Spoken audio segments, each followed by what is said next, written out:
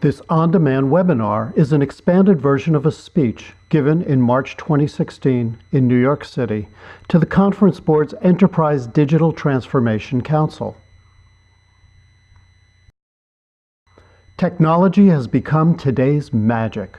You are the wizards who bring this magic into the world. Your companies expect you to work your magic and take them into the future. Today we will talk about a new way to do that and show you how powerful your company's magic might be. This started in 2007. 9 years ago, I was standing at a large window looking out at a garden. But I didn't see the garden. I saw the window and realized it's only a sheet of silent glass. We're making everything digital, but a digital window could be a new way to turn our whole planet into one digital room with everyone in it. That aha moment led to creating new technology to build our world into a digital Earth. The name of that technology is the Expandiverse, which comes from an expanding digital universe. Today I will take you through this new digital door and across a bridge because the next 10 years might be the most important decade in human history. We will start with your challenge. Then we will show you a new kind of magical world that can make your company a powerful leader. You have a much bigger job than you think. Your real challenge is to make your company a world leader.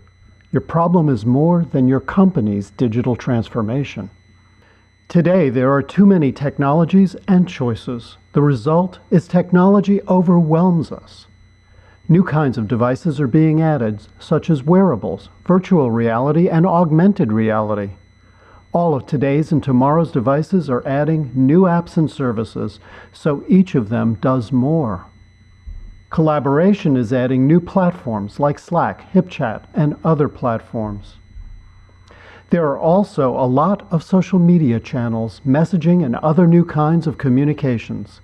In fact, there are 17 online communities that each have more than 100 million active users. The winners are the vendors who add and sell one more device, platform, app, and communications channel. People are overwhelmed and losing their mind. Your company is also a loser. You have lost clear and effective channels to reach your markets and your customers. An even bigger problem is today's dominant digital companies. They show how winner-take-all industries will make many other companies extinct.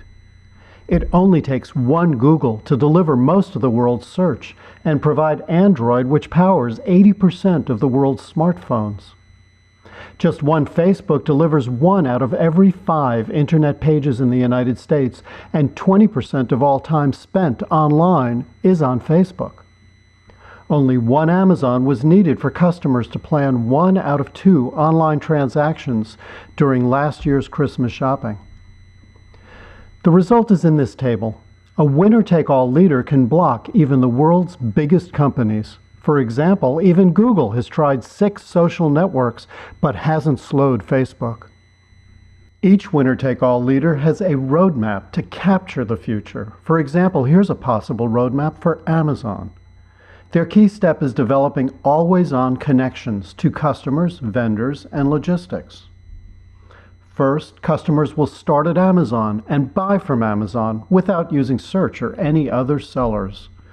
Vendors use a direct online step to add their products to Amazon.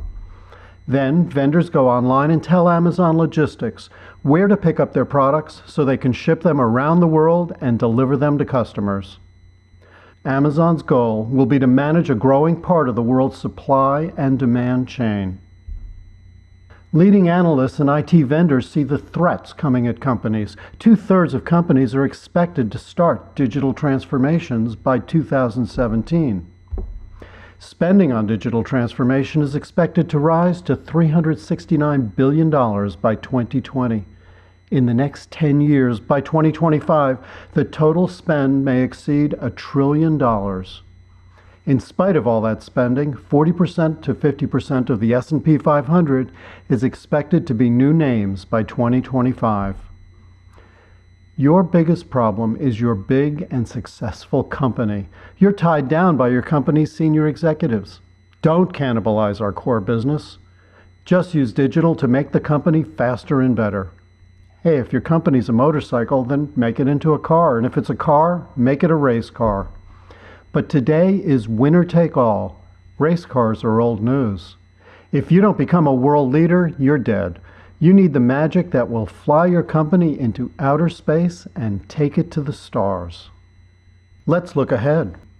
Let's start with a basic example of what it'll be like to wake up and start the day on tomorrow's digital Earth. As you wake up, your alarm is angelic harp music. You look at your wrist and say, "Oh, wow, 81% sleep quality? The best ever." And then you see an active knowledge alert. It now knows enough to guide you to better sleep. While you get ready, your screens follow you. As you move from the nightstand to the bathroom to the kitchen, you have screens everywhere. They recognize you and move your shared spaces to the screen you're using. Multi-screens gives you a family of devices with one seamless experience everywhere. You also have a set of digital boundaries that connect your physical and digital worlds. One of your boundaries is healthy eating. The kind of healthy food you want to eat is more than in your house and in your bowl. Your tablet and screens show you only the kinds of healthy foods that you want to see. There's a platform behind your healthy eating digital boundary and what you choose to do in your life. The companies that are part of the platform know the consumer's digital boundaries, their purchases, and their behaviors. This is the economy's first visible marketplace. The farmers, the product vendors, and the retailers can all serve consumers accurately and well. An example is the next generation of advertising. The ads you see fit what you're doing and your digital boundaries. While you're eating your breakfast, you see a cereal ad for the kind of healthy food you want to eat. You choose the advertising and information you see instead of it being chosen for you. Since digital boundaries are managed for millions of consumers, you make your choices and they're delivered to you. Before you leave, you flip to your family's shared life space to check on your parents. Mom and Dad are spending another virtual day in Paris. They've gone gaga over the place. You can see they're focused on a tablet, so they're definitely there with friends. They'll probably hang out at a Paris cafe for the afternoon, go shopping, visit Versailles, and take a boat ride on the Seine. You switch to your daughter, and she's on a reef. Must be part of her graduate degree at the University of Miami School of Marine Biology. "Hey, Dad," she says, "we're live monitoring. People all over the world are helping the Belize Reef survive. I signed you up." You roll your eyes but say, "Honey, come and get me when you're on the reef. I would love to do it together." "Oh, hey, gotta go. My boss wants me." Company business is private, so you tell your boss to wait a second while you make your other shared spaces inactive. And then you put your boss's image and the meeting title in the conference room where you'll have a 10 a.m. meeting. Your boss wants to know if you're prepared for the meeting, and you reassure him. You're about to present your company's digital transformation strategy to the CEO and the senior managers of your company's business units. As you head out to your self-driving car to go to work, you confirm that your key project manager is ready to present at the meeting. He assures you everything is ready and takes you through it while you ride to work. You know what multitasking is. You also know how technology expands your span of control. You've just started learning about multi-spacing. Shared spaces are as close to cloning yourself as you can get. Everyone is together in one digital room. Your screens follow you, keep you continuously connected. You are everywhere you want to be right now. Let's take a break from experiencing a digital Earth. What's the magic behind this? How does it work? We're going to talk about 3 parts of Expandiverse technology: shared spaces, digital boundaries, and active knowledge. There's actually a lot more, but you'll see how much can be done with just these 3 parts. The first is shared spaces. One shared space is a set of always-on connections with one thing that you're doing, like the most important project you're heading up at your company. A shared space includes all the people, online resources, services, systems, and tools that you use in that project. But when you turn to it, everything is already connected and in the state that you're using it. So if it's a document, it's in the right place in the document. Or if it's an online service, it's on the task that you're doing. You will have multiple shared spaces and you will flip between them. And when you flip to a different shared space, it's already open and focused, so you don't have to load its parts. You just use it right away. Just as important, your devices recognize you and know you. They work like an automatic door. You walk up to an automatic door, it recognizes you're there and opens for you. Then, when you've gone through the door, it recognizes that you're not there and it closes behind you. So for example, when you put down one device, it turns off automatically and stores where you were and what you were doing. Then, when you turn to another device, it recognizes you. It restores your continuous shared spaces just the way you were using them. Your devices also include wearables, augmented reality, and virtual reality. So you can stop thinking about each device separately. You have a family of continuous devices that are always ready to serve you. This gives you a large, continuous digital earth. That means you are present in multiple shared spaces everywhere you want to be. Let's get a little more granular in our view. Here is one shared space. When you flip to this, everything is already connected, so you can be effective immediately. That means its people, services, tools, Internet of Things, devices, and companies are just the way you want them. With multi-spacing, you'll flip to each shared space when you want to be in it. At work, each project you run will be a shared space. You'll also be in the shared spaces of other projects where you're a team member. In your personal life, you'll have shared spaces for your family, friends, or your favorite NFL team. You can also have personal interests like travel, entertainment, or a hobby. You won't be overwhelmed because you have digital boundaries. The first is that most connections are inactive until you want them active. When you want anything, it's like turning on your mobile phone. It's already on and ready to go. But shared spaces are better. You don't have to load the part you need. You just turn to it, make it active, and it's already going. Another digital boundary is public, private, or secret. Public, it's like going out on the street. Private, it's like what you do inside your company. Everywhere in the world, everything that's done inside of companies is private. Secret is like talking to your attorney or your company talking to its attorney. A similar kind of boundary is a presence system that lets others know if you're available or not. Next is filters and priorities. These make the user interface the world's most valuable real estate. For example, this changes the way the advertising industry works. It's grown to include the ad industry, social media, entertainment, publishing, and broadcasting. Advertising is incredibly important to corporations because it's how they reach both current and new customers. Ad blocking is an early kind of digital boundary. As this technology advances, it gets easier for more people to use ad blocking every year. For example, 25% of smartphone owners have already downloaded an ad blocker. With filters and priorities, what will customer relationships look like? Here's a fictitious example that uses a company like Disney or Universal. Disney has to use shotgun advertising for every new product. With digital boundaries, companies will save money and increase accuracy.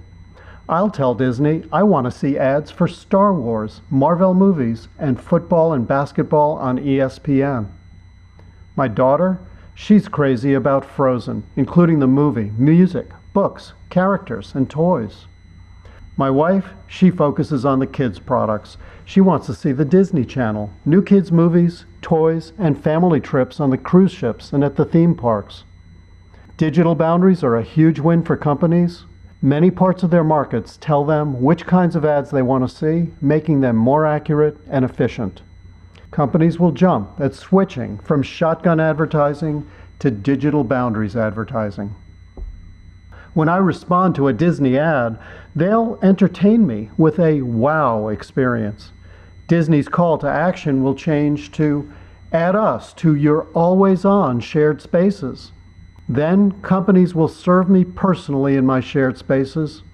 They won't annoy me because I have a digital kill switch. Disney will work hard to make sure I enjoy their always-on relationship. In this future, companies will focus on quality customer journeys in always-on relationships. They will lower their ad costs, give you personal experiences instead of annoying advertisements, and exclude most competitors by doing this inside always-on shared spaces. Let's add active knowledge. This is a third area of the Expandiverse. Today, everyone is wirelessly surrounded by the world's best knowledge. But there's a disconnect. The world's knowledge is separate from what we do digitally. Active knowledge builds a bridge from what we do on devices all day long to the world's best knowledge on how to succeed. How will this help people and please customers? For every product and service, only the top 20% are in the top 20% in performance. Half of the users perform at the 50% level or below. Here's an example. Each business unit has about 15 to 40 customer journeys that cover most of what its customers do. Consider a bank. Some of its frequent customer journeys include open account, check my balance, fix my payment history, start using mobile payments, replace a lost credit card, and every journey, 50% of the bank's customers are in the bottom half of its users. Let's add in active knowledge. On the left, this woman is at the 42% level. Active knowledge is optional, so when she chooses to use it, she rises to the 61% level. Active knowledge isn't critical thinking, it's actually IA, intelligence amplification. IA is like using GPS directions to get to your destination. You'll use its instructions when you want to go straight to your goal. If you're that user, you're up to the 61% level of performance. But active knowledge does much more. It adds an invisible, embedded marketing channel. It tells this user, if you switch to a better product or service, you can be at the 85% or 90% level of performance. Some users will say, I want to be the best. If that can be delivered as an online product or service, the user can be taken to it instantly with active knowledge guidance in using it. In minutes, someone can start at the 42% level and rise to the 86% level. Do you know who would do that for millions of people? Consider leading companies all over the world. Will they want employees who are at the 50% or 60% level? Or will they want all their employees to be 80% or above? And when millions of employees experience how it feels to get intelligence amplification instantly and become the best in just a few minutes, what will they do in many other parts of their lives? Stop thinking about AI and how artificial intelligence is going to take your job away. Start thinking about intelligence amplification, IA, and how you will be better at what's important to you. Now let's put these three pieces together: shared spaces, digital boundaries, and active knowledge. This begins when advertisers and content sources send information for users to display. But users see what they choose because their digital boundaries use replacements and blending. The user interface is dynamically constructed to show what users choose to see. The users see their choices displayed on all their devices and interfaces.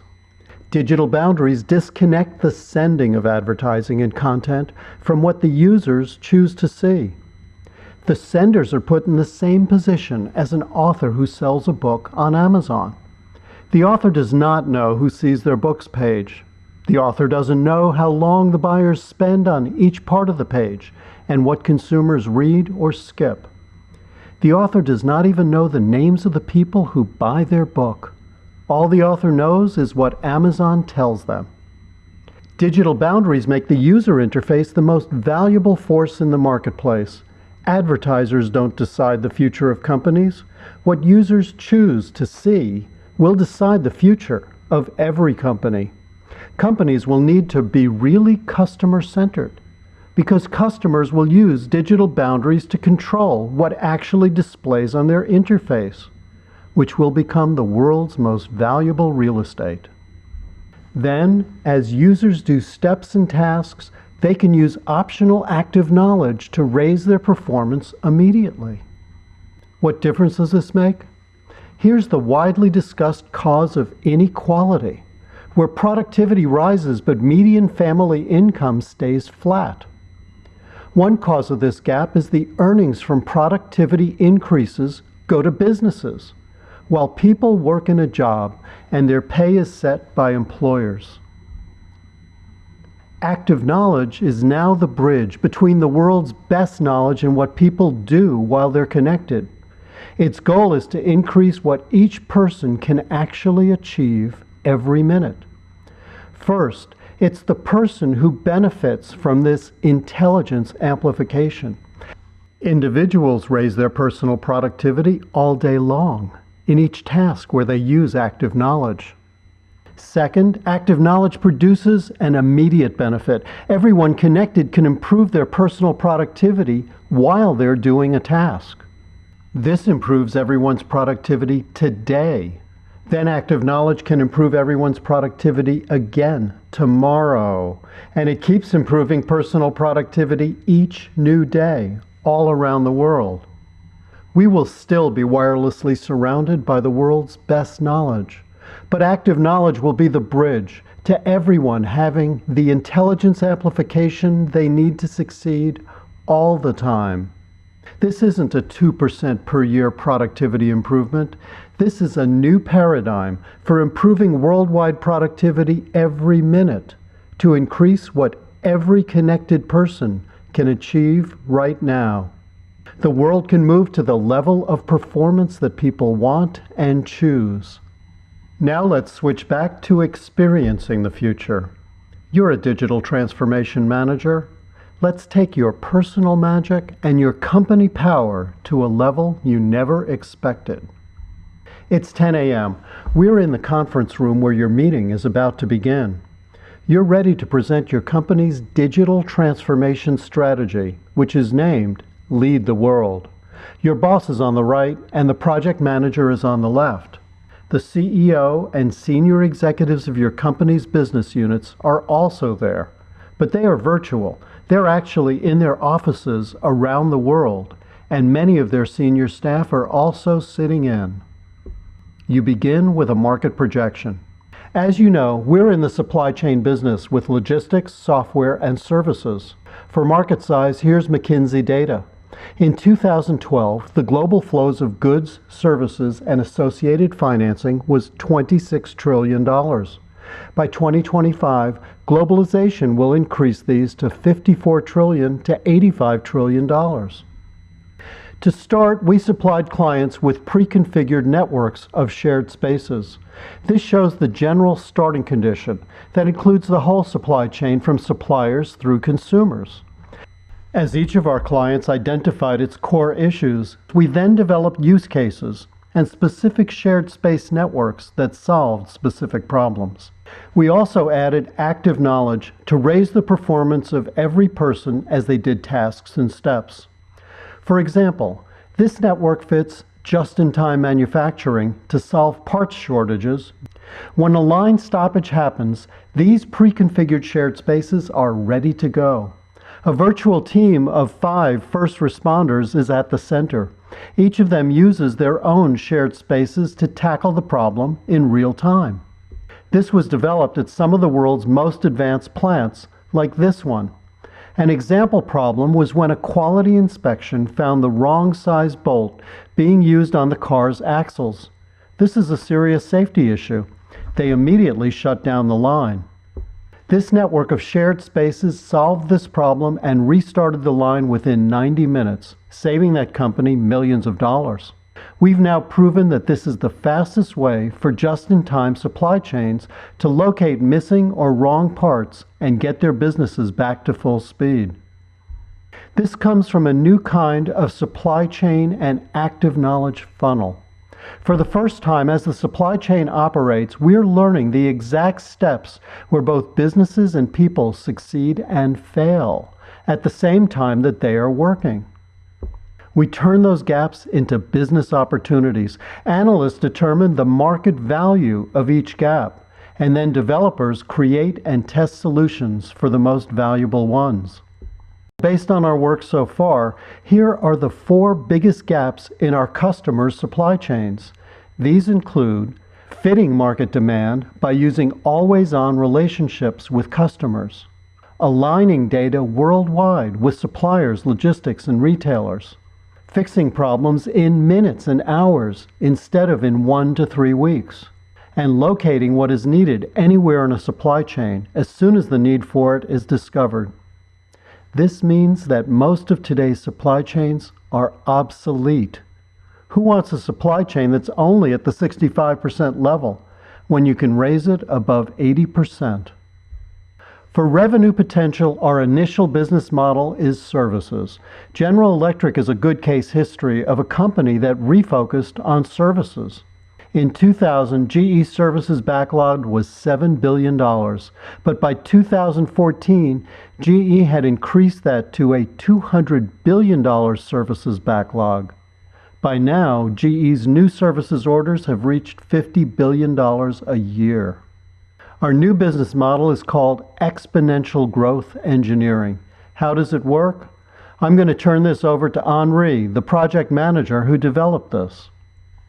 Well, we have a new kind of engineering that produces exponential growth for both companies and people. Here's a high-level view of how it works. The red identifies gaps with and without active knowledge. The blue is a real-time view of the gaps. Market analysts turn the gaps into ranked investment opportunities. We start that with dashboards like this one. This shows us the supply chain gaps and the biggest business opportunities. Analysts determine the potential market value of each gap. They decide whether or not we should invest in it. In the green, the selected gaps have been assigned to a development team. That team uses lean design testing to develop designs, prototypes, and working systems. Active knowledge is used to contact and test with real users while they're doing real steps in the real world. The lean design testing repeats until the best possible solutions are proved by real users during what we call real stress testing. The proved solutions are turned into new products and services. These are marketed by an active knowledge marketing channel that is invisible and embedded inside of tasks and steps as users do them. Active knowledge brings our new solutions and products to real users while they're in the middle of problems during their moments of need. When users switch to our products, we see the results immediately. So we keep improving our new products and services while they're used in the real world. And because we always measure, we know that our customers are the best in the world at what they do, and by how much. That's a huge competitive advantage when we sell our services. This is called exponential growth engineering, and it's something new. You may remember that in 1776, Adam Smith published The Wealth of Nations. That described the invisible hand of the marketplace. For the first time in history, exponential growth engineering shows the visible hand of the marketplace. We have a dashboard that shows us the economy's gaps as they're happening. We turn the gaps into targeted products and services. Then we deliver the solutions personally to the individuals who have that need during the moment when their need is the strongest. All over the world, connected people can choose the latest advances and the best ways to succeed. How are we going to make money from this? Look at a physical store like a supermarket. They often take 40%. In a digital economy, Apple's global platform is the iTunes App Store. Apple gets 30% from every transaction as hundreds of thousands of companies connect with customers around the world. But Apple's business model is inside every app. When an app user makes an in-app purchase, Apple receives 30% of the purchase. Our model will be like Apple. It will be our platform, our business model, and we will be entitled to be paid. After we build our platform, it can scale to more industries. Here are 3 of our next business opportunities. The Internet of Things and the Industrial Internet will add billions of sensors that will reach alert levels and send notifications. People will receive these notifications. How often are they going to say, "I don't know what this means. What am I supposed to do next?" That's where our active knowledge will come in. We will also have active knowledge opportunities with the countless new technologies like virtual reality, the thousands of new apps launched every day, and the blizzard of new technologies coming over the next 10 years. Billions of users are about to need immediate active knowledge, triggered by their tasks and steps as they try to use all the products and services. It will be our active knowledge that finds and fixes gaps during use.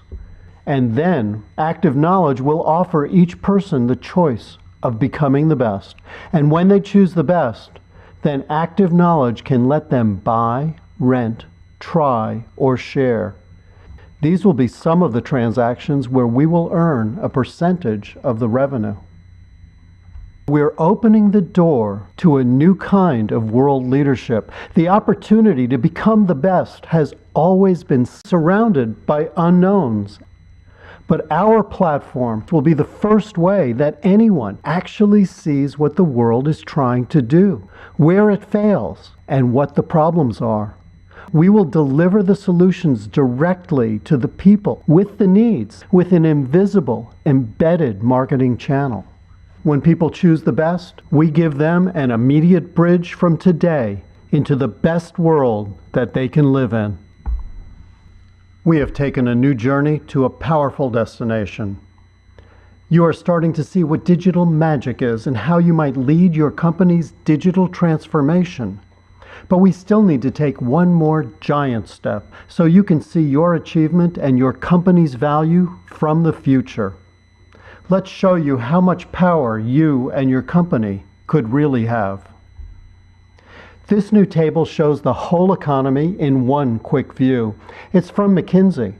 The green rows at the top are the most digital industries. The red and orange rows at the bottom are the least digital industries. And the yellow, light green, and light orange rows in the middle are industries that are being transformed. Now let's apply this new kind of magic to one of the rows at the bottom. The arrow points to the hospitality industry, which includes restaurants. Hospitality is fairly low in turning digital, but it's 4% of GDP and 8% of employment. Let's turn to the pizza business. There's nothing more physical than reaching out, picking up a slice of pizza, and eating it with your hands. But some pizza chains have added online ordering. Domino's is one of them. Domino's stores have about the same walk-in and telephone sales as before, but Domino's has added an average of $328,000 in new sales to each store with online ordering. In 2008, Domino's share price was just $3.86. In 2016, its share price reached $132 and its market cap was up to $7.4 billion. The independent pizza stores are in trouble. They've lost 21% in market share, and they're going out of business at the rate of 2,500 pizzerias a year. But what happens when any business can turn fully digital? You know what? I have an early afternoon appointment across town. I need a quick lunch. I flip to my local business shared space. Joe's Pizzeria is great, so I check its fresh pizzas. OMG, look at the one on the right. I love Joe's Margarita Pizza with its slices of fresh mozzarella and tomatoes. I reach out and tap Joe on the shoulder virtually. Hey, Joe, can you get me a couple of slices of the margarita in a to-go box? I'll pick it up soon. "Yeah, Dan," he says, calling me by my name since I'm logged into the local business shared space. "Pull up to the curb and we'll hand it to you with a free bottled water. We'll put it on autopay. You just get to smile." I laughed. Joe said, "I can see your car will be here in 4 minutes. See you soon." How many businesses do you think there are like Joe's Pizzeria, ready to take advantage of a platform? That's actually a lot of the economy. Look at all the industries trying to turn digital, all the yellow, orange, and red in the table. Then there's the professional services that serve them and you. There are local businesses on main streets everywhere, not just in this country, but all over the world. And then there are smart cities, schools, healthcare, entertainment, travel. Add all of their customers, employees, suppliers, and partner. You're starting to get the idea of the scope. As the world turns digital, online can be a channel. In the digital economy, app stores earn about 30% of a transaction. Plus, when a user makes an in-app purchase, the store often receives 30% of the revenue. With your platform, you will decide your business model. Let's return to your company's digital transformation strategy. Here's a quadrant that makes it clear. All of today's companies are in the lower left corner. The upward axis is more digital abilities, with essential platforms that others need to use so much that they pay for them. Dominant companies want to move you to the upper left by increasing the scale and power of their platform. If your company is forced to go to the upper left, your business will help a dominant company and make money for it. But if you fail digitally, your company dies. Expandiverse technology adds a new axis to the right. Industry leadership is on the bottom right, with a focused platform that fits your business, your industry, and doesn't scale. But if you scale your platform to serve other industries, you could grow it to the top right. Then, other industries use your platform's advances, like shared spaces, digital boundaries, and active knowledge. When we put this together, you can see how your company's digital transformation could be much more powerful than you ever imagined. If you stay across the bottom, it's your industry that you lead. But if you scale this, you can include other industries as well. You could be the wizard who builds a magical world. Our last step is to look at the timeline when you could work your magic. We are reaching our 9th year of developing Expandiverse technology. That's because this project is larger than a startup with just one business. By now, companies are starting to put this kind of thinking into their roadmaps. Amazon is evolving towards always-on customer connections across the world's supply chain. Facebook spent $2 billion on Oculus Rift to develop digital living in an always-on virtual reality. Google now is trying to evolve towards active knowledge without killing their online advertising dominance. Apple is working towards making their devices a connected family that works together. But your company could be ahead of all of them. The Expandiverse adds a platform architecture to produce a digital earth where everyone can succeed. By 2018 through 2020, your industry-leading platform could produce industry leadership for you. Then you can make your platform available as a scalable cloud service like Amazon Web Services or iTunes. When you do that, you will help build a digital earth by 2020 through 2025. Then others can live on a digital earth and pay you when they use it as a service and do transactions on it. Everybody complains about economic stagnation, the decline of the middle class, and inequality. This graph starts at the year 0 and takes us up to the year 2000. We are in the upper right of a hockey stick that started slowly with the Industrial Revolution, but today we are the best educated generation in history. We have the most engineers, the most scientists, and the best business managers who ever lived.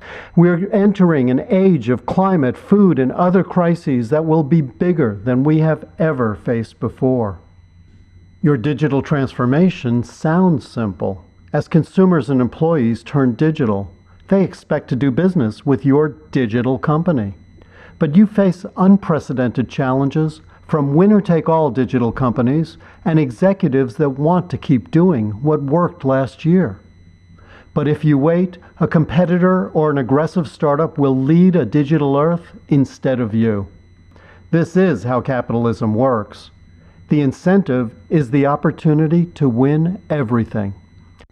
We share a historic inflection point. Technology is today's magic. As a digital transformation executive, your company expects you to work your magic and take them into the future. You are the magician who can use Expandiverse technology and redefine winning. Your company will lead a planet where everyone can win for the first time in history. Thank you. Please get in touch so we can work together. We will put this new kind of thinking on your digital transformation team, and I look forward to helping you lead your industry and the world.